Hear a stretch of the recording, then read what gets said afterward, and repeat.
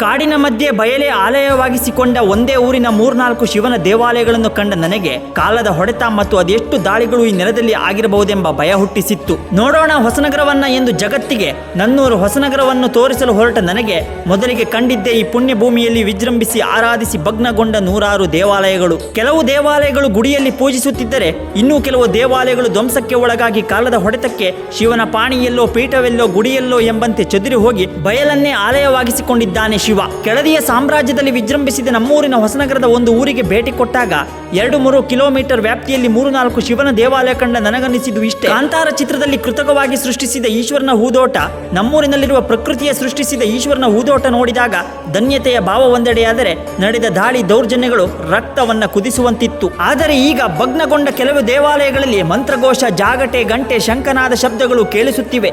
ಅನೇಕ ಊರಿನಲ್ಲಿ ಸಹೃದಯರು, ಯುವಕರು ದೇವಸ್ಥಾನದ ಜೀರ್ಣೋದ್ಧಾರಕ್ಕೆ ಟೊಂಕ ಕಂಟಿ ನಿಂತು ಅನೇಕ ದೇವಾಲಯಗಳು ಗತಕಾಲದ ವೈಭವಕ್ಕೆ ಸಾಕ್ಷಿಯಾಗುತ್ತಿದೆ. ಒಟ್ಟಿನಲ್ಲಿ ನಮ್ಮೂರಿನ ಈ ಪುಣ್ಯಭೂಮಿ ವಿಜೃಂಭಿಸಿದ ಊರು.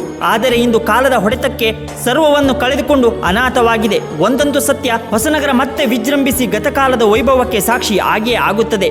ಮುಂದೆ ನೋಡೋಣ ಹೊಸನಗರದ ಮತ್ತಷ್ಟು ಕುತೂಹಲ, ಈ ನೆಲದ ಹಿರಿಮೆಯನ್ನ, ಗರಿಮೆಯನ್ನ.